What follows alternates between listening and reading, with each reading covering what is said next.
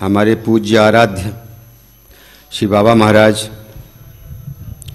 जिस आसन पर विराजते हों और वहाँ बैठ कर के कोई वक्तव्य देना, ये जो है हमारे अध्यात्म के बिल्कुल विपरीत है। फिर भी सब लोगों का आदेश, चूँकि उनमें भगवद अंश भक्तों में होता है, इसलिए उसका पालन करना भी बहुत आवश्यक है। हम लोग आध्यात्म पथ के राही हैं, पथिक हैं, तो हर कदम बड़ाई फूंक फूंक कर रखना चाहिए, क्योंकि मानव स्वभाव केवल त्रुटियों पर ही आधारित है। अनंत काल से हम लोग ऐसे अभ्यास में पले हैं जिसके कारण भगवान से दूर होते जा रहे हैं। आप जानते हैं कि कोई भी अभ्यास हो, जैसे कुम्हार का चाक है, चाक को एक बार जोर से घुमाने के पश्चात कितनी ही देर तक वो चाक घूमता रहता है। वैसे ही एक साइकिल देख लो, अपने साइकिल चलाते हैं हम लोग, एक बार जोर से पेडल मार दो तो साइकिल काफ़ी दूर तक बिना पेडल मारे चली जाती है। फिर हम लोगों ने अनंत काल से क्या किया है? बस यही पापों के पापड़ वेले हैं, जिसके कारण वैसा अभ्यास हमारा बना हुआ है कि भगवत प्रीति, भगवत गुणगान में हमारी अभिरुचि नहीं होती है। इसलिए तुलसीदास जी ने कहा है कि तुलसी पिछले पाप सो हरि चर्चा न सोहाय, जैसे ज्वर के अंश से भोजन की रुचि जाए। किसी को बुखार चढ़ा हुआ है, आप बहुत सुंदर सुस्वादिष्ट भोजन बनाते हैं, लेकिन उसे वो भोजन कड़वे लगते हैं। भोजन कड़वा नहीं है, लेकिन कड़वा लगता है। क्यों लगता है? क्योंकि उसको ज्वरांश उसके अंदर है, उसके कारण वो भोजन कड़वा लगता है। इसी तरह भगवत प्रेम, भगवत गुणगान इतना रसमय है, इतना मीठा है, लेकिन फिर भी हमारे कर्मों के कारण वो हमें कड़वा लगता है।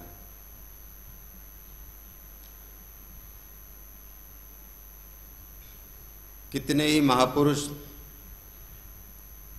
बार बार कहते हैं, समझाते हैं। हम लोगों को देख लो, जीवन निकल रहा है सत्संग करते करते, लेकिन क्या परिवर्तन हम में हो रहा है?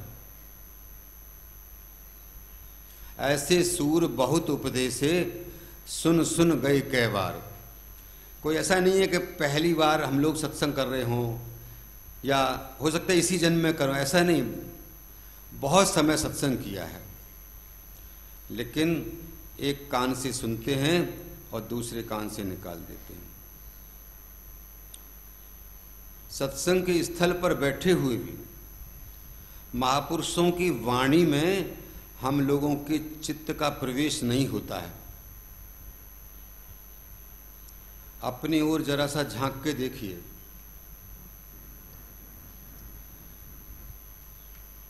अपनी ओर झांक के देखो कि जहां हम बैठे हैं क्या सतत हमारा मन लगता है? हम लोग बैठे अवश्य हैं, लेकिन चित्त की दौड़ जाने कहाँ कहाँ हो रही है। कई लोग बैठे सोच रहे होंगे कि चलिए अभी 9 सवा 9 बजेंगे तो चलते हैं। कोई एक क्षण में बड़े बड़े शहरों तक पहुंच जाएगा। अनेकानेक वासनाओं में हम लोग चले जाते हैं। तो इस गलत अभ्यास को जब तक हम नहीं रोकेंगे तब तक भगवत प्रीति हो नहीं सकती है, भगवत मिलन नहीं हो सकता है। तो हम लोगों को अपना अभ्यास बदलना चाहिए। निरंतर भगवान नाम का आश्रय लो, निरंतर भगवान नाम और उनकी गुण लीलाओं का चिंतन करो, तब जाकर के कहीं हम लोग सन्मार्ग पर चल सकते हैं। लेकिन चलेंगे कैसे? ये जो वातावरण है ये बड़ा खराब है। घर में हैं तो घर का वातावरण देख लो, गांव में है तो गांव का वातावरण देख लो, विद्यालय में है तो विद्यालय का वातावरण देख लो। कहीं भी चले जाओ, क्या दिखाई देता है? बस यही विषय, भोग, वासनाएं, सांसारिक कर्म, जिन्हें विकर्म कहते हैं। तो हम जैसा देखते हैं, जैसा सुनते हैं, वैसा सोचने लग जाते हैं, और जैसा सोचते हैं वैसा करने लग जाते हैं, जैसा करते हैं वैसा बन जाते हैं। सही संस्कार हम दे नहीं पाते हैं। अब आप देखो, 5 वर्ष के बालक थे प्रहलाद जी। ऐसी क्या खासियत थी, ऐसी क्या खास बात थी कि 5 वर्ष के बच्चे में इतनी बड़ी भक्ति कैसे आ गई? तो इसका कारण विशेष था। न केवल बचपन से ही, बल्कि बहुत पीछे से, यानी गर्भाधान संस्कार जहाँ से हुआ, वहाँ से वो संस्कार इतने अच्छे पड़े प्रहलाद जी में कि वो इतने बड़े भक्त हो गए। आज गर्भस्थ शिशु को पालती हुई माँ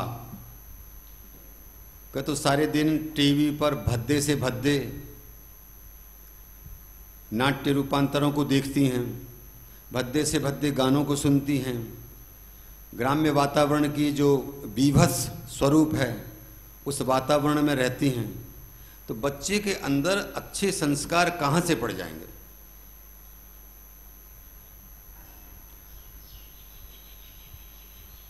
प्रहलाद जी के विषय में बताया जाता है कि जिस समय हिरण्यकशिपु तपस्या करने के लिए गए थे, तो तपस्या करने जहाँ जंगल में निर्जन स्थान में पहुँचे, और जैसे ही उन्होंने तपस्या प्रारंभ किया, बहुत बड़ी महत्वाकांक्षा थी। हिरण्यकशिपु त्रिलोक विजयी बनना चाहते थे। उस दृष्टि से उन्होंने वहाँ तप करना प्रारंभ किया, परंतु सत्पुरुषों के, महात्माओं के, देवताओं के हितैषी किसी न किसी रूप में ऐसे निशाचरों या ऐसे मानवों के ऊपर नियंत्रण करने के लिए विविध रूप में अवतरित होते हैं और उनका नियंत्रण करते हैं। एक तोता बनकर के भगवान वहाँ उस वृक्ष की शाखा पर बैठ गए, और जैसे ही हिरण्यकशिपु ने तप प्रारंभ किया तो उन्होंने कहा, नारायण नारायण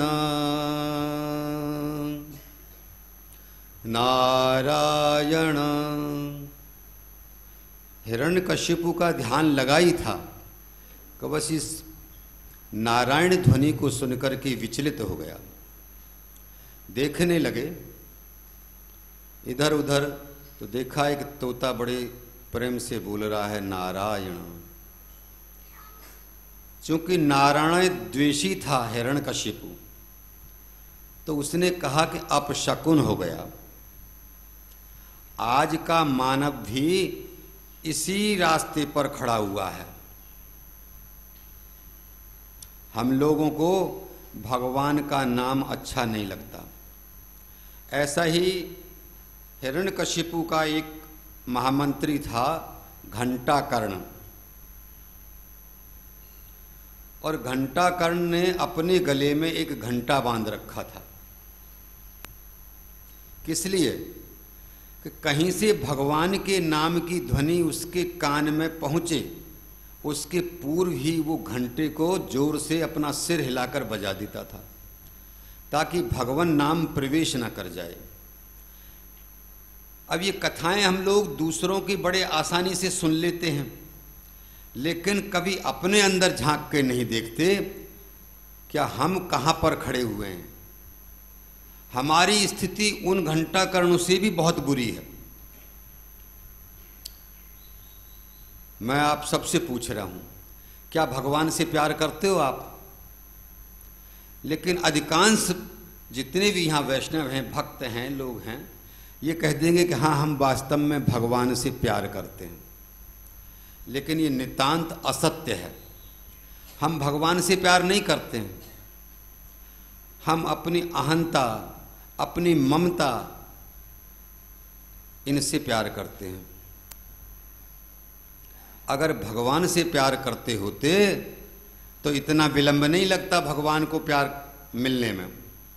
भगवान तो बाट जो होते रहते हैं कृपा की, कि वैष्णव भक्त मेरे पास आए और मैं इसको अपना लूं।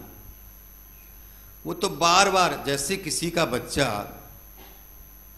उच्छृंखल हो जाता है, नालायक हो जाता है, गलत कार्यों में प्रवृत्त हो जाता है, तो उसके माता पिता सोचते हैं कि ये बच्चा यहाँ से कहीं इस गलत रास्ते से हटकर के सन्मार्ग पर लग जाए। उससे कहीं हजारों लाखों गुना भगवान लालायित रहते हैं कि ये नालायक दौड़ कर के मेरी ओर आए। लेकिन उस प्यारे की हम कृपा को न समझ करके अपनी आँखों को फोड़ करके गड्ढे में गिरते हुए चले जाते हैं।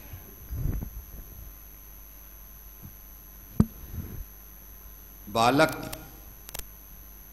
प्रहलाद को कैसे संस्कार मिले?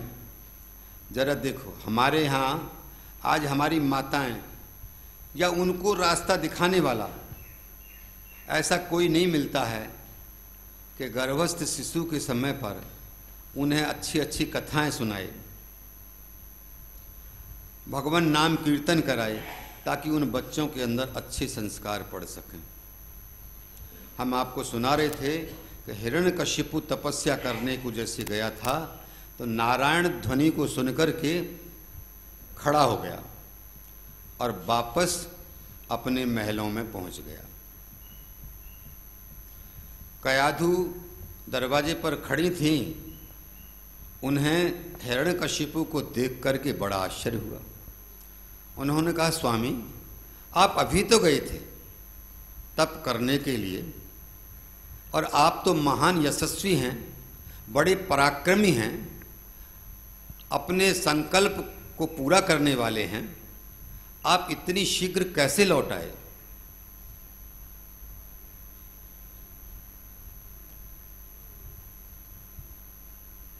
खिन्न मन वाले हिरण्यकशिपु ने कहा कि देवी, क्या बताएं, आज बड़ा ही घोर अपशकुन हो गया। बोले, कैसे हो गया? अरे कुछ पूछो मत। अपशकुन ये हो गया कि जैसे ही मैं तपस्या करने लगा और एक तोता वहां आकर के बार बार नारायण नारायण नारायण कहने लगा। लेकिन कयाधु बड़ी चतुर थी। भक्त माता थी। हिरण्यकशिपु जो राक्षस था उसकी पत्नी अवश्य थी, लेकिन उनके ऊपर भगवत कृपा थी।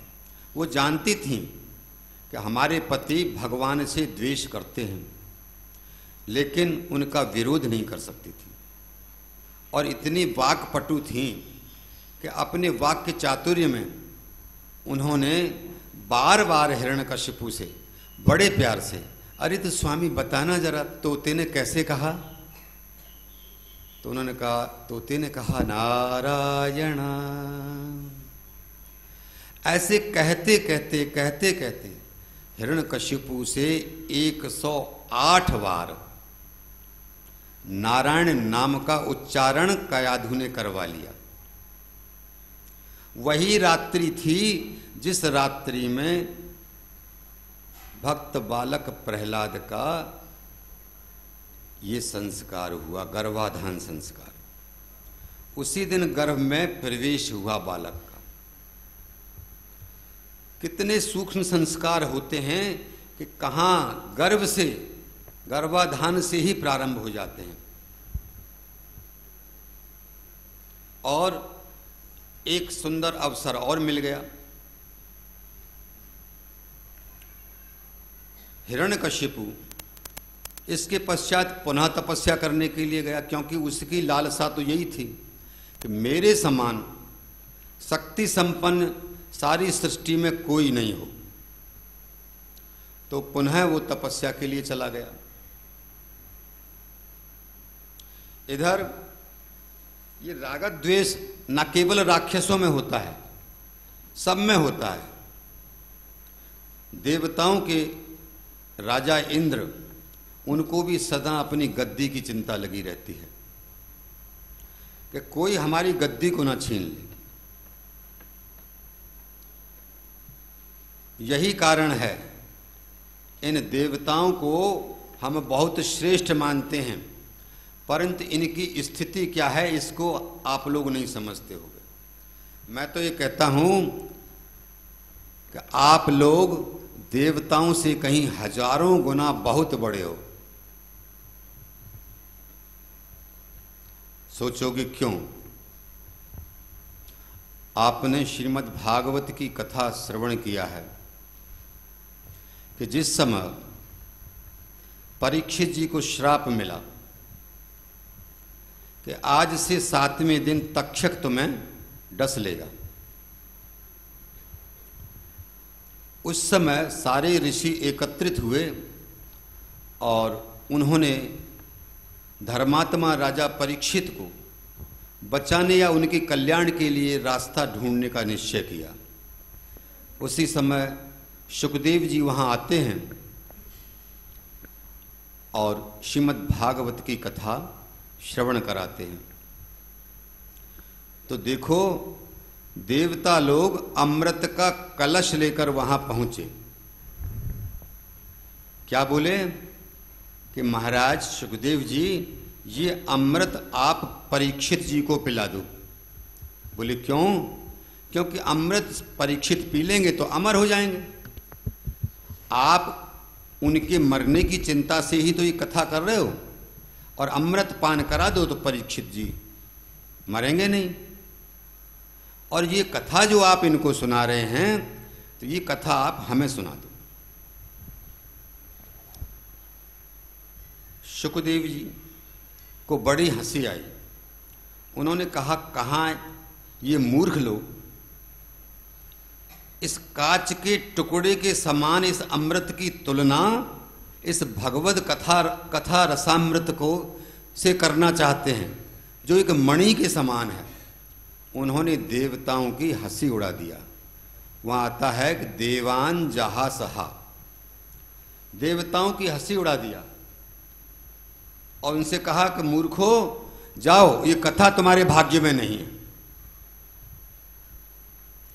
हम कोई देव आलोचक नहीं हैं, लेकिन आप जरा विचार करो, देवता लोग तरसते रहते हैं कि हमको कहीं मनुष्य शरीर मिल जाए, क्योंकि भगवद आराधना केवल इस शरीर से हो सकती है। सृष्टि में और कोई शरीर नहीं है जो भगवान की आराधना कर सके। इसीलिए भगवान कृपा करके जीवों को मनुष्य शरीर प्रदान करते हैं। लेकिन हम लोग क्या हैं? जिन तन दियो ताहे विसरायो, ऐसो नमक हरामी। नमक हराम समझते हैं आप लोग? किसी का नमक खाओ, जीवन पर्यंत किसी के घर में भोजन किया और उसी के घर में डाका डाल के चले गए, तो कौन है हम लोग? नमक हराम। जो परमात्मा इतनी बड़ी कृपा करके हमको पालता है, पोसता है, बड़ा करता है, और उस परमात्मा ने जिस उद्देश्य से हमको यहाँ भेजा, उस उद्देश्य को भूल करके हम नारकीय कर्मों में लगे रहते हैं, परमात्मा की याद नहीं करते। इसलिए हम लोग कौन हैं? नमक हराम।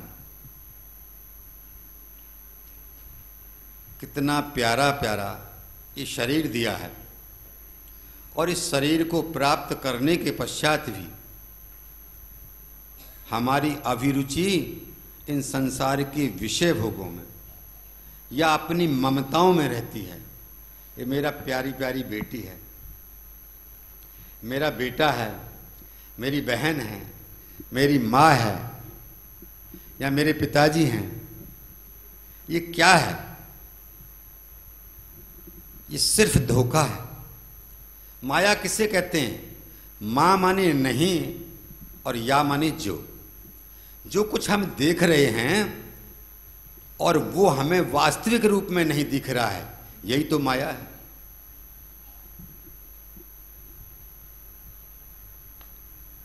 प्रसंग यद्यपि दूसरी तरफ है, लेकिन फिर भी मैं बीच में थोड़ा सा एक प्रसंग और सुनाना चाहता हूं कि वास्तव में हम लोग कितने बड़े धोखे में हैं, कितने बड़े धोखे में हैं। जरा इसको विचार करो। एक कथा हमारे पंडित जी सुनाया करते हैं, आप लोगों ने भी सुनी होगी संभवतया, कि एक सेठ जी एक मकान बना रहे थे, और मकान बनाते बनाते उन्होंने मिस्त्री को कहा कि अरे भैया, ऐसी नींव भरना कि हजारों वर्षों तक मकान गिरे नहीं। उस समय एक महात्मा जी वहां से निकल रहे थे। महात्मा जी ने जैसे ही ये बात सुनी, उन्हें हंसी आ गई। अब इस बात को सेठ जी देख रहे थे कि ये बाबा जी मेरी बात को सुन करके हंस रहा है। लेकिन आप जानते हैं, हर व्यक्ति थोड़ा सा मर्यादा की सोचता ही है। अरे बाबा जी है, चलो कोई बात नहीं है, हंस रहा है तो हंसने दो, चले जाने दो, बात खत्म हो गई। लेकिन अगले 2, 4, 5 दिन बाद एक ऐसी घटना और हो गई। सेठ जी स्नान कर रहे थे और कहीं जाने के इच्छुक थे। उन्होंने कहा कि सेठानी जी, बोले बोलो क्या कह रहे हो? अरे जरा हमको आज एक शीघ्रता है, आप थाली लगा दो, भोजन करके कहीं जाना है। तो सेठानी जी ने थाली लगाई और आंगन में रख दिया थाली को। सेठ जी का छोटा सा बच्चा घुटमन चलते चलते चलते उस थाली के पास पहुंच गया और धीरे से बार बार कोशिश करता हुआ गिरता, कभी फिर बैठता, फिर खड़ा हो गया और खड़ा होकर के पेशाब करने लग गया। वो थाली में छींट पड़ रही थी। ये बात सेठ जी को दिखाई दे रही थी। सेठ जी ने कहा, अरे सेठानी देख नहीं रही हो क्या? बोले क्या हुआ? अरे ये लड़का पेशाब कर गया है, थाली में छींट पड़ रही हैं, ये थाली बदल दो। तो सेठानी जी बड़ी गर्म हुई और बोली, अरे इतनी भी अक्ल तुम में नहीं है, छोटा सा बच्चा है और बच्चा तो बिल्कुल निष्पाप होता है, भगवान का स्वरूप होता है। उस बच्चे के पेशाब में आपको गंदगी दिखाई दे रही है? अरे बच्चे का पेशाब और गंगा जल समान है, चुपचाप भोजन कर लो। अब थोड़ा सा मन में नहीं भी करने की होगी तो हर व्यक्ति स्त्री के स्वरूप से थोड़ा घबराता है, डरता है। और सेठ जी आराम से भोजन करने लगे। दैव संयोग की बात कि वो महात्मा जी उधर से फिर निकल रहे थे और महात्मा जी ने जैसे ही देखा कि बच्चा जहां पेशाब कर रहा था और उस भोजन की थाली में छींट पड़ रही थी, सेठ जी बड़े प्यार से भोजन कर रहे हैं, तो उनको फिर हंसी आ गई। तो थोड़ी सी वक्र दृष्टि से सेठ जी ने महात्मा जी की ओर देखा। महात्मा जी भी कुछ देखे कि सेठ जी नाराज हैं, लेकिन फिर भी सेठ जी ने सोचा चलो क्या कहें, बाबा जी है और कोई होता तो जरा इसको फटकार लगा देते। और वो जो है वहां से हंसते हुए चले गए। सेठ जी अपने गए जिस काम से जाना था और ऐसे 2-4 दिन फिर निकल गए और तीसरी घटना फिर हो गई।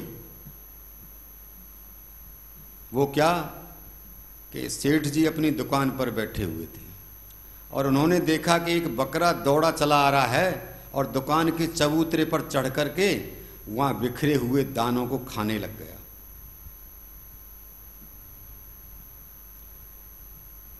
क्या करने लगा बकरा?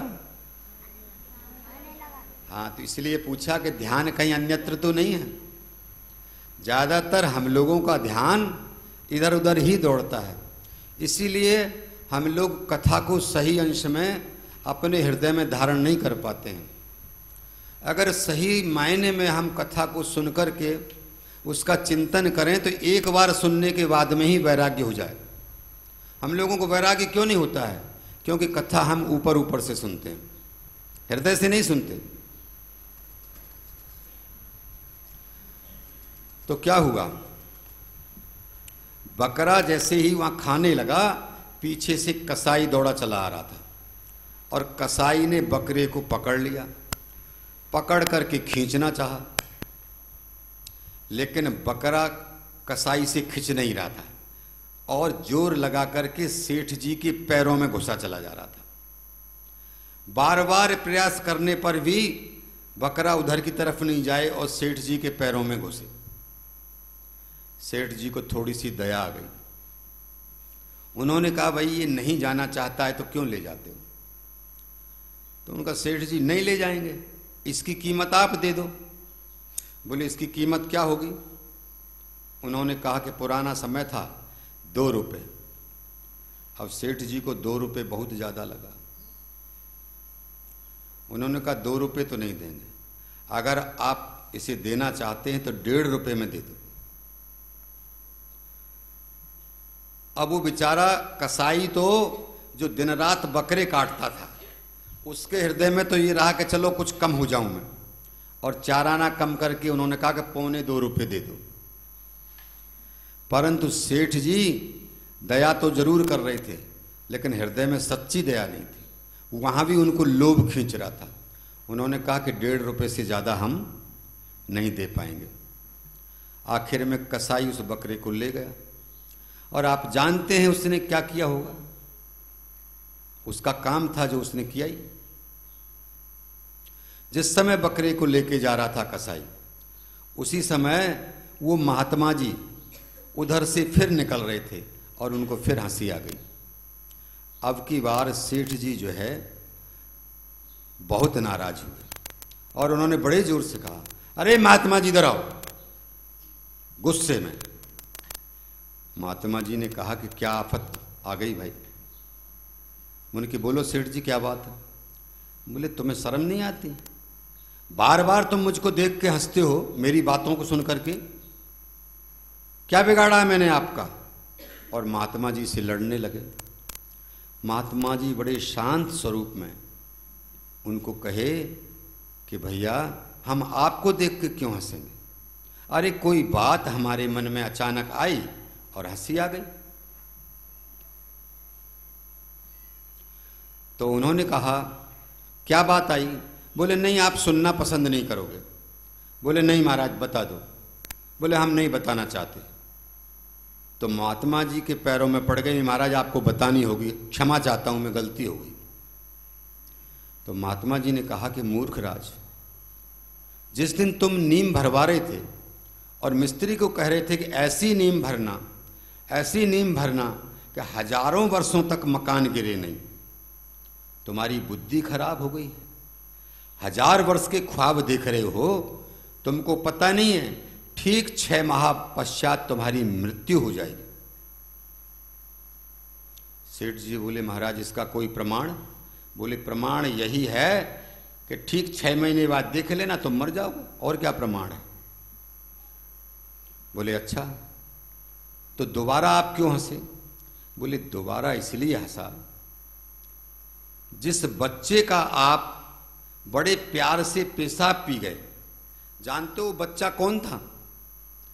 ये तुम्हारी सेठानी जी जो बैठी है ना, तुम्हारी पत्नी, अभी 1.5 पौने 2 वर्ष पहले तुम्हारी पत्नी का यार था, प्रेमी था, और उसका पेशाब तुम आराम से पी गए। तो सेठ जी को बुरा तो लगा, लेकिन महात्मा जी की बातों में कुछ सच्चाई लग रही थी, क्योंकि महात्मा जी जो कहते हैं, अच्छे संत, उनकी वाणी में ऐसा आकर्षण होता है। आज आप लोग यहाँ बैठे हुए हो तो क्यों बैठे हो? हमारे बाबा महाराज जो साक्षात श्री हरि के ही अवतरित रूप हैं, ऐसा इसलिए नहीं कह रहा कि चूंकि मैं यहाँ बचपन से रहता हूँ, ऐसे कितने लोगों को अनुभव हुए हैं कि बहुत से लोगों को वो साक्षात ललिता सखी के रूप में दिखाई दिए हैं, और आज तक ऐसी हजारों घटनाएं हुई। उनके भक्तों वैष्णवों के ऊपर महाकाल तक का प्रयोग हुआ, ऐसी परिस्थितियां आई। लेकिन जैसे प्रहलाद जी का हिरण्यकश्यपु बाल बांका नहीं कर सका, उसी तरह हमारे पूज्य महाराज श्री के भक्त वैष्णवों अनुयायियों का कोई भी बाल बांका नहीं कर सका। इतनी लंबी हिस्ट्री है, इतना लंबा इतिहास है कि महाभारत जैसा इतिहास बन जाएगा। क्योंकि हमको वो प्रसंग इस समय यहाँ नहीं कहना है, मैं तो इसलिए बता रहा हूँ कि महापुरुषों में ऐसी अनंत शक्ति होती है, क्योंकि उनकी वाणी भगवान के श्री चरणों को स्पर्श करके निकलती है। तो भगवान श्री कृष्ण के चरणों का मकरंद महापुरुषों के श्री मुखारविंद से जो निकलता है, वो समस्त वैष्णवों के हृदय में प्रवेश करता है, इसलिए उनकी वाणी बहुत प्रभावी होती है। कितने लोगों का जीवन बदल दिया, हजारों नहीं लाखों लोग आज उनके सत्संग का लाभ यहाँ बैठ करके पूरे देश में नहीं विश्व भर में ले रहे हैं। तो प्रसंग हमारा वो था कि ऐसे ही उन महात्मा जी की बातों के प्रति आकर्षण होते हुए सेठ जी ने कहा कि महाराज तीसरी बार आप क्यों हंसे, ये बात और बता दो। बोले तीसरी बार मैं इसलिए हंसा कि जिस बकरे को तुम चाराने बढ़ा करके नहीं खरीद सके, वो बकरा अभी 2 वर्ष पूर्व तुम्हारा बाप था और तुम अपने बाप की रक्षा नहीं कर सके, तो इसलिए मुझे हंसी आ गई। मैंने कौन सा बुरा किया? अब उन सेठ जी की इस क्रियाकलाप पर हम सबको हंसी आ जाएगी, परंतु हम क्या कर रहे हैं इस पर हंसी हमको नहीं आ रही है। आज इतना सत्संग मिलता है, इतना कथा श्रवण हम कर रहे हैं, ऐसे महापुरुष के पास रह रहे हैं, ऐसी भूमि में रह रहे हैं। भगवान रामकृष्ण की जन्मभूमि भारत देश है, उसमें भी ब्रजभूमि, भगवान श्री राधा माधव की लीलाओं का, नित्य लीलाओं का स्थल है, और वहाँ रह कर के भी अपनी ममताओं से दूर नहीं हो रहे हैं। मेरा बेटा, मेरी बेटी, मेरा, महात्मा बनने के बाद में भी मेरा शिष्य, मेरी शिष्या, ये क्या है? ये हमारे अंधापन नहीं है? कैसे भगवान हमको मिल जाएंगे? आज गुरु भी अंधा अंधे का गुरु बन रहा है। वो वातावरण हमको मिल ही नहीं पा रहा है जैसा कि वातावरण प्रहलाद जी को मिला। हम लोगों की स्वयं की गलती है, हम इतना अच्छा वातावरण अपनी संतति को दे नहीं पाते हैं। तो मैं बता रहा था कि हिरण्यकश्यपु दोबारा जो है तपस्या करने के लिए गए। इस बीच में इंद्र जो कि अपनी गद्दी के प्रति इतने मोहासक्त थे, जैसे कि धृतराष्ट्र अपने बच्चे को गद्दी देने के चक्कर में सारे कुटुंब को खो बैठे। और वही स्थिति जो है हम लोगों की है। धृतराष्ट्र गई तपस्या करने के लिए। इंद्र ने सोचा कि मेरा इंद्रासन नहीं हट जाए कहीं, और वो आए। उन्हें मालूम चला कि कयाधु गर्भस्थ शिशु को पाल रही हैं, और वहां आकर के उन्होंने कयाधु का अपहरण कर लिया। कयाधु को लेकर चल दिए। लेकिन एक इंद्र क्या, करोड़ों इंद्र भी भक्त का बाल बांका नहीं कर सके। मारना तो बहुत आगे की बात। रास्ते में नारद जी मिल गए। नारद जी ने कहा कि अरे इंद्र देवता, ऐसा क्या हो गया, तुम इस कयाधु को क्यों लेके जा रहे हो? बोले नारद जी, क्या आप जानते नहीं हैं, एक हिरण्यकश्यपु ने तीनों लोगों को उनकी नाक में दम कर रखा है। अब हिरण्यकश्यपु का बालक इस कयाधु के गर्भ में, एक और बालक पैदा हो जाएगा तो ना तो कोई संत रहेंगे, ना कोई ऋषि रहेंगे, ना देवता रहेंगे। इसलिए इस बच्चे को मारना हमें बहुत आवश्यक है।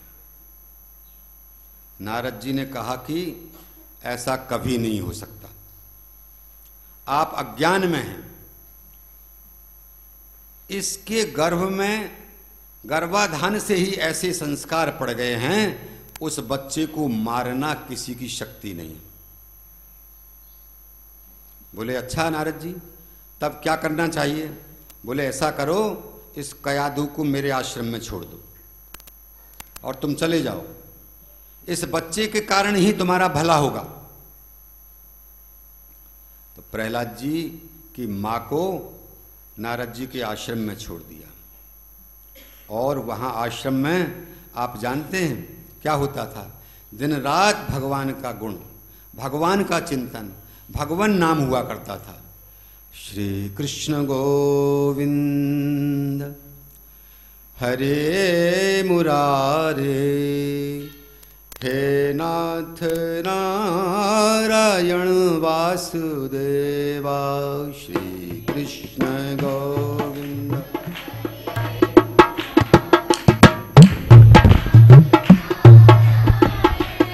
बोलो सब। श्री कृष्ण गोविंद हरे मुरारी, हे नाथ नारायण वासुदेवा। श्री कृष्ण गोविंद हरे मुरारी, हे नाथ नारायण वासुदेवा। हे नाथ नारायण वासुदेवा।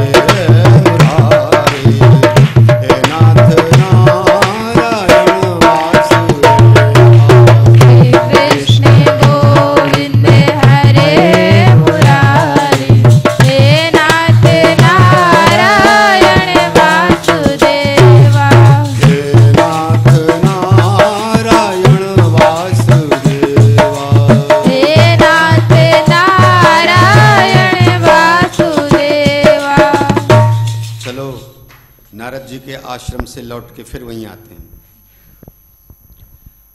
मानगढ़ में पहुंच जाइए। ये भी बड़ा पवित्र स्थल है जहाँ छोटी छोटी बालाएं, छोटे छोटे बाल शिशु निरंतर भगवत गुणगान में, भगवत कथा रस में निमग्न रहते हैं। तो ऐसी पावन भूमि में बैठ कर के और हम लोग कथा श्रवण कर रहे हैं, ये हमारा सौभाग्य है। नारद जी के यहाँ पूरे 9 मास तक कयाधु भगवान का गुण कीर्तन कथा श्रवण करती रहीं और उनके अंदर जो गर्भ पल रहा था वो बालक भी भगवान का गुण कीर्तन सुन रहा था। हम लोग सोचते होंगे कि भाई बच्चे के अंदर ऐसे संस्कार कैसे पड़ जाएंगे। तो आपने सुना होगा महाभारत में जिस समय अर्जुन ने चक्रव्यूह भेदन की कथा श्रवण कराई थी और वो कथा अभिमन्यु ने श्रवण किया गर्भ में, और गर्भ में श्रवण करने के कारण ही जिस चक्रव्यूह को अर्जुन के अतिरिक्त कोई तोड़ नहीं सकता था, उस चक्रव्यूह को उस 16 वर्षीय बालक ने सहज में तोड़ दिया। तो इससे हम लोगों को विश्वास करना चाहिए कि हमारे अंदर जो संस्कार पड़ते हैं बचपन से पड़ते हैं। इसीलिए प्रहलाद जी ने कहा था कौमारे आचरित भक्ति, कुमार अवस्था से ही भक्ति में लग जाना चाहिए। हमारे बाबा महाराज वो कहते हैं बालापन तो खेल गमायो और जवानी में हर हाँक्यो, आयो बढ़ापो जब माला लीनी राम जी त्यारो मन राख। अधिकांशतः ये सोच लेते हैं लोग, अरे अभी हमारी उम्र ही क्या है भजन करने की। जरा देखो तो सही, क्या बुढ़ापे में कोई भजन कर लेगा? ये शरीर इतना रोगग्रस्त हो जाता है कि हमारे अगर कहीं खुजली चल रही है तो हमारे हाथ उस खुजली को मिटाने के लिए शरीर के उस अंग तक भी नहीं पहुंच पाते। फिर भक्ति कहां से करेंगे हम? इतना अशक्त है जीव, बोल नहीं पाता है। प्यास लगी है तो पानी के लिए किसी को आवाज नहीं लगा सकते हैं। भजन कहां से करेंगे? भजन होगा तो बचपन से भजन करोगे तभी होगा, क्योंकि संस्कार भी तभी पड़ेंगे।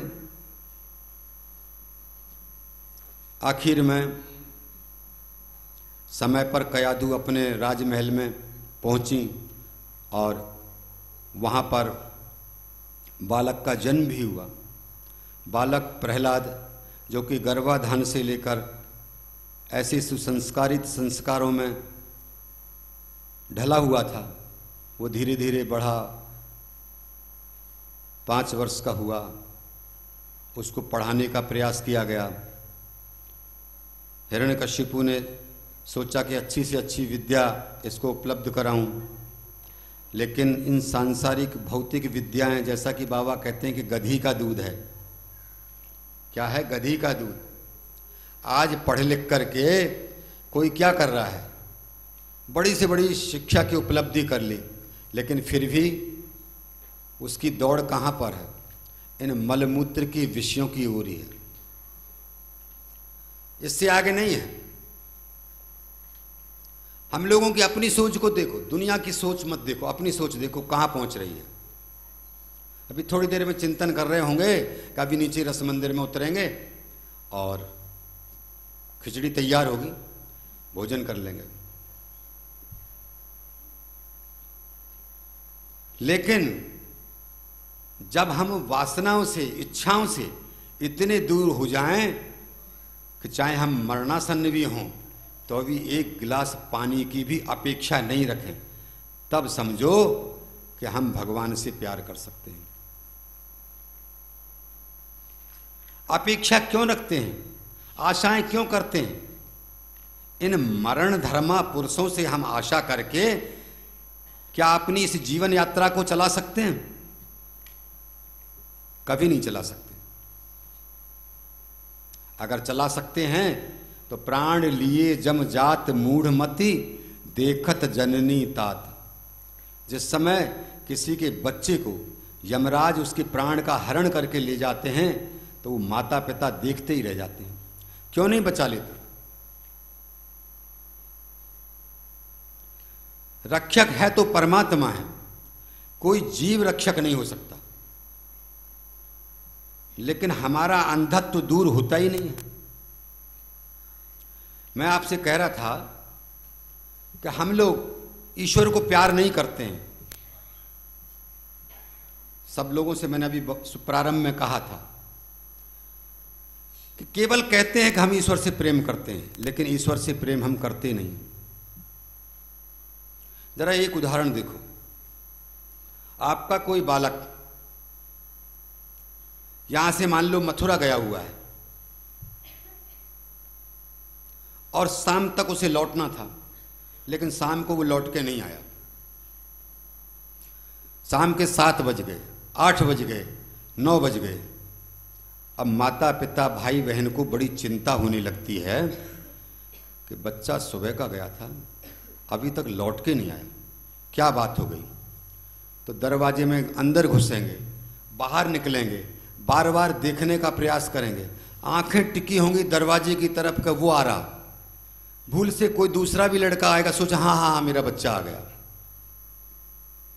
लेकिन जब और रात्रि हो जाती है तो घबराने लग जाते हैं, सोचते हैं बच्चे का किसी ने अपहरण तो नहीं कर लिया, सोचते हैं कोई एक्सीडेंट तो नहीं हो गया या कोई बीमार तो नहीं हो गया, और उनके हार्ट की गति बढ़ जाती है।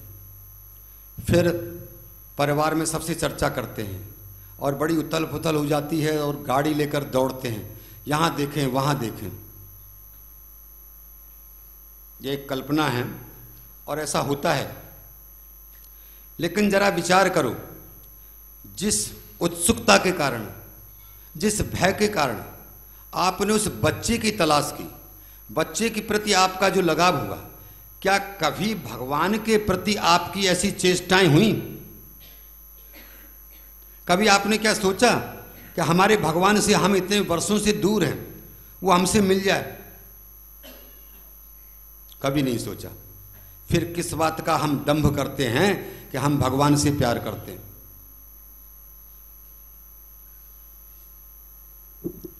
हम लोग अपने को देखते नहीं, दूसरों के दोष देखने की प्रवृत्ति हमारी बनी रहती है। फलाने ने ऐसा किया, उसने ऐसा किया, लेकिन हम किस गर्त में जा रहे हैं ये हम विचार नहीं करते। हम लोगों को चिंतनशील होना चाहिए, भगवान के प्रति प्यार होना चाहिए। इस कलयुग में भैया कोई तपस्या नहीं कर सकता, कोई यज्ञ नहीं कर सकता, कोई जप नहीं कर सकता, कोई तप नहीं कर सकता, कोई स्वाध्याय नहीं कर सकता। फिर क्या करें? बस जो आप लोग कर रहे हो यही करो, यही सबसे बड़ा साधन है। दिन रात भगवत कथा सुनो, दिन रात भगवत गुण कीर्तन में रहो, जैसा कि प्रहलाद जी को वातावरण मिला। और उस वातावरण का परिणाम क्या हुआ? जिसकी जरा सी टेढ़ी भौं से तीनों लोकों के ईश्वर कांपा करते थे। किसकी? हिरण्यकश्यपु की। जिसकी जरा सी वक्र दृष्टि हो जाती थी, अरे देवताओं को छोड़ दो, जब वो भगवान के यहां गया तो भगवान भी छुप गए, और भगवान को कहीं छुपने की जगह नहीं मिली तो हिरण्यकश्यपु के हृदय में प्रवेश कर गए। ऐसा शक्तिशाली था हिरण्यकश्यपु। और कहां एक छोटा सा बालक 5 वर्ष का, उस बालक को अच्छी से अच्छी शिक्षा दी, लेकिन जब जब बुलाया तब तक बालक क्या कहता था कि भगवान नारायण के अतिरिक्त कोई भी ईश्वर नहीं है, पिताजी आप भी उस नारायण का स्मरण किया करो। हिरण्यकशिपु एकदम जल भुन जाता था। आखिर में इतना विद्वेष हो गया कि उसने बच्चे को मारने का प्रयास किया।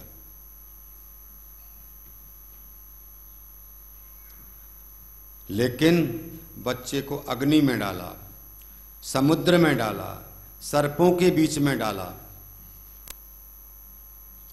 बहुत सी यातनाएं दी, हाथियों से कुचलवाने का प्रयास किया, पर क्या हिरण्यकशिपु प्रहलाद जी को मार पाया? नहीं मार पाया। सब जानते हैं इस बात को। और आज जो होली जलाते हैं हमारे यहाँ गांवों में, तो एक डांडा गाड़ते हैं अग्नि उसमें, और वो प्रहलाद जी का स्वरूप ही मानते हैं उसको। जलने के बाद में उसको निकालते हैं। हर व्यक्ति, छोटे से लेकर बच्चा बूढ़ा, सब जानते हैं कि प्रहलाद को हिरण्यकशिपु नहीं मार पाया। फिर भी आज हम उस भगवान पर विश्वास नहीं करते हैं। और विश्वास कहाँ करते हैं? मरण धर्मा पुरुषों पर। कोई सेठ देखा तो इस सेठ मेरी आपूर्ति कर देगा। 1000 का नोट देखा तो आंखें ऐसे दौड़ गईं उसकी तरफ जैसे ईश्वर तो कुछ भी नहीं है। अच्छी सी घड़ी देखी तो घड़ी की तरफ मन चला गया। अच्छा सा दुपट्टा देखा तो बोले भैया जी ये दुपट्टा तो मुझको ही दे दो। मैंने कहा भाई ये दुपट्टे तो हमारी ब्रजवालाओं के हैं, मैं कैसे दे दूं तुम्हें? तो ऐसे ऐसे मतलब क्या एक आकर्षण सांसारिक वस्तुओं पर कितना होता है, और भगवान के प्रति हमारा आकर्षण नहीं है, क्योंकि हम भगवान में भरोसा ही नहीं करते, भगवान पर विश्वास नहीं करते हैं।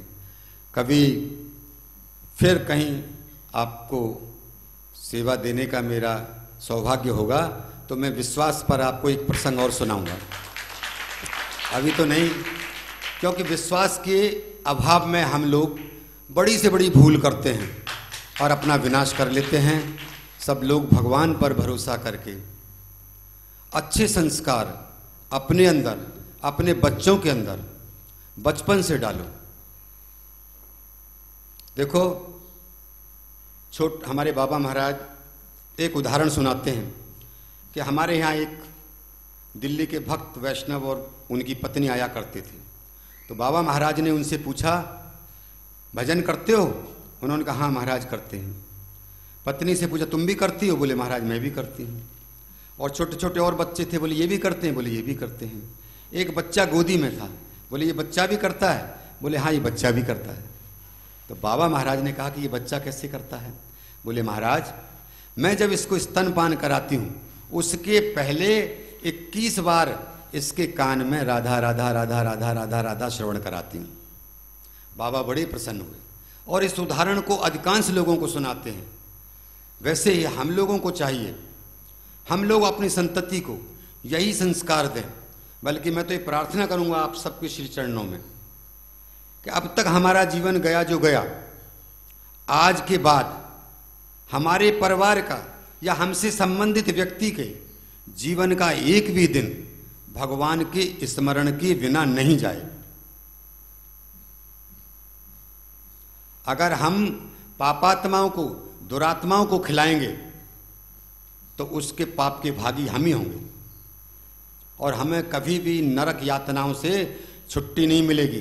कभी गधे, कभी सुअर, कभी चींटी, कभी बिच्छू, कभी सर्प, कभी कुत्ते बन करके दौड़ते रहेंगे और अनंत कष्ट पाते रहेंगे। बड़ा सुंदर अवसर मिला है। बाबा महाराज की सानिध्य, उनकी शरणागति, उनका वाणी का कथन, ये हमारे जैसे हमारे जीवन के लिए ही वो अवतरित हुए हैं। तो इस सौभाग्य से वंचित मत रहो भैया, दिन रात चिंतन करो। जय श्री राधे।